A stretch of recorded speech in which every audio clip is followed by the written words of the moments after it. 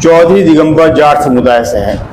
हाल ही में मेवात के नूह में, गुरुग्राम में सांप्रदायिक तनाव हुआ। कुछ हिंदुत्ववादी संगठनों ने जाट समुदाय के लोगों को उकसाना चाहा, भड़काना चाहा कि वह भी हिंसा में शरीक हो, लेकिन जाट समुदाय शामिल नहीं हुआ। आप इसे किस तरह से देखते हैं? क्या आपको लगता है कि जो सत्ताधारी पार्टी है वो लगातार जाट समुदाय की अनदेखी कर रही है? देखिए, मैं अगर बात करूं, जाट समुदाय मुझसे पूछ के परमात्मा ने अगर जन्म दिया होता कि भाई कौन सी जाति में जन्म लेना है, तो मैं कहता मैं जातिवादी आदमी नहीं हूं। और मैं चूंकि पूछा नहीं पहले से कि कहां जन्म लेना है, तो जाटों में जन्म दे दिया भगवान ने, तो इसलिए इसका तो कोई वो है नहीं। लेकिन मैं अपने आप को जाट जाति में जन्म जरूर ले लिया, लेकिन मैं मानता हूं कि मैंने किसान जाति में जन्म लिया है। और हिंदू, मुस्लिम, सिख, ईसाई, मैं सबका बराबर सम्मान करता हूं।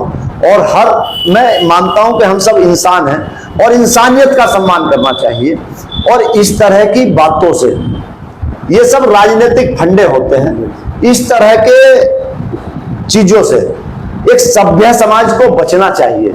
आज दुनिया चांद पे चली गई और हम जातिवाद के दंगों में लड़ रहे हैं, हम इंसानियत को खत्म कर रहे हैं। आज सड़क पे एक एक्सीडेंट हो जाए, कोई दुर्घटना हो जाए, और एक हिंदू का एक्सीडेंट हो, कोई मुस्लिम भाई हमारा जा रहा हो, तो वो ये नहीं देखता कि ये हिंदू है या कौन है, उसको उठा के सबसे पहले हॉस्पिटल पहुंचाने का काम करता है। वो होती है क्विक, मतलब तुरंत वाली इंसानियत। लेकिन जब हम विचार करते हैं अपने लालच का, अपने स्वार्थ का, या किसी ना किसी उसका, तो तब हिंदू और मुसलमान बनते हैं। ये तो धर्म, मेरा तो अपना मानना है कि धर्म जो है वो एक इंसानियत को एक सही रास्ते पर, इंसानियत के काम आने के लिए बनाए गए हैं।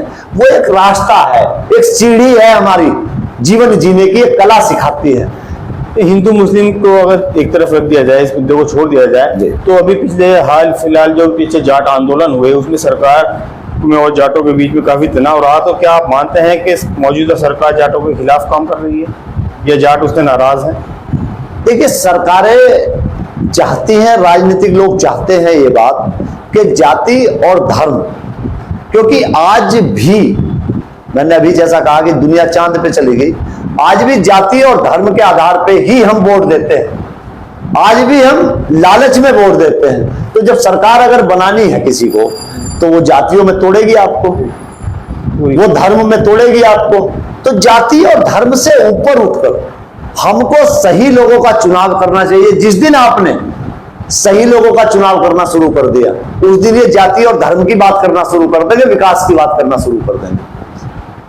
चलिए, आपके आखिरी सवाल की तरफ बढ़ते हैं। सलाम नजीबाबाद के स्टूडियो के माध्यम से अपने प्रदेश एवं जनपद के लोगों को क्या मैसेज देना चाहें? मेरा उत्तर प्रदेश के और विशेष रूप से अपने बिजनौर जनपद के और नजीबाबाद के समस्त जनमानस से एक ही अनुरोध और एक ही अपील है, हाथ जोड़कर आपके चैनल के माध्यम से, कि सलाम नजीबाबाद जिस तरह से काम कर रहा है उसके लिए तो मेरा सलाम है ही, लेकिन हम सब लोगों को और सलाम नजीबाबाद को भी ये करना चाहिए कि ये जो राजनीतिक लोगों के षड्यंत्र है, उस षड्यंत्र से बच के हमको शांति के साथ इंसानियत को बचाने के लिए, पानी बचाने के लिए, पर्यावरण बचाने के लिए, इंसानियत बचाने के लिए, क्योंकि हवा, पानी और भोजन के द्वारा ही व्यक्ति जिंदा रह सकता है। तो इन तीनों चीजों पे हमें काम करना चाहिए। अपने स्वार्थ में ये नहीं करना चाहिए कि हम पानी को ही बर्बाद कर रहे हैं, अपने लालच में हमें ये नहीं करना चाहिए कि हम वनों को बर्बाद कर रहे हैं, पेड़ों को काट के वो कर रहे हैं। ये जीवन है, इस जीवन में